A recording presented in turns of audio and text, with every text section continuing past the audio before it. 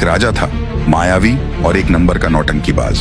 बात का बतंगड़ कैसे बनाया जाए और उस बतंगड़ को इस्तेमाल करके कैसे भोली जनता को गुमराह किया जाए, उसे भली भांति आता था। जनता के टैक्स का पैसा चुरा चुरा कर अपने दोस्तों के महल बनवाता गया। एक दिन राजा पकड़ा गया। जनता ने कहा कि तुम कैसे चौकीदार हो जो खुद ही चोरी कर रहे हो। राजा ने अपने चेले छपाटों को आदेश दिया और सबको चौकीदार बना दिया। मुद्दा चोरी से हटकर चौकीदार पर आ गया। राजा नोटबंदी में फंसा तो बोला, अरे हम तो फकीर आदमी हैं, झोला लेके चल पड़ेंगे जी। मुद्दा नोटबंदी से हटकर फकीर पर आ गया। किसानों के खिलाफ कानून लाया। चोरी की नीयत भांप कर किसानों ने आंदोलन किया तो माफी मांग ली और बोला, हम अपने प्रयासों के बावजूद कुछ किसानों को समझा नहीं पाए। जब परिवारवाद पर फंसा तो सब चेले चपाटों को राजा का परिवार लिखने का आदेश थमा दिया। मुद्दा परिवारवाद से हटकर राजा के परिवार पर आ गया। राजा अपनी जांच एजेंसियों के दम पर वसूली भी करता था। किसी ने जब इस असुरी शक्ति पर सवाल उठाया तो उसे नारी शक्ति का अपमान बता दिया। वसूली का मामला परे हो गया और शक्ति पर बात होने लगी। लेकिन अब राजा की माया ध्वस्त हो चुकी है। राजा की मंशा और उसकी नौटंकी की कला को जनता जान चुकी है और अब जनता की शक्ति के आगे धंधेबाजों की शक्ति टिकेगी नहीं। राजा मुद्दे को भटकाएगा, लेकिन आप खूंटा गाड़ कर सच्चाई के साथ खड़े रहना।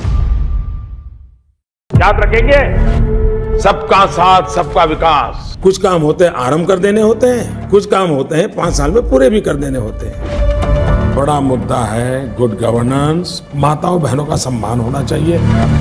हमारी बेटियों को सुरक्षा न दे पाने वालों जनता माफ नहीं करेगी। दूसरा डेवलपमेंट। बिजली के लिए तरसाने वालों जनता माफ नहीं करेगी। नौजवानों को रोजगार के अवसर उपलब्ध कराना।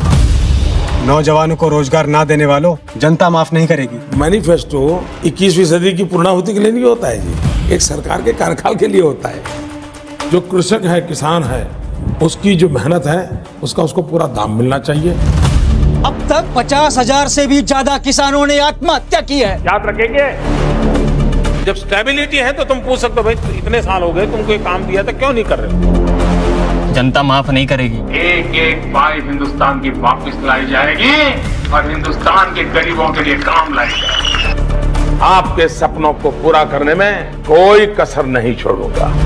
जैसे महंगाई, करप्शन, ये तो तुरंत करने वाले काम है। लोकतंत्र में ये दोगलापन क्यों? एमएसपी की मांग कितने दशकों से चल रही है। आर्थिक अन्याय, सामाजिक अन्याय, महिलाओं के खिलाफ अन्याय, किसानों के खिलाफ अन्याय, मजदूरों के खिलाफ अन्याय, अलग अलग तरीके का अन्याय नरेंद्र मोदी की सरकार कर रही है।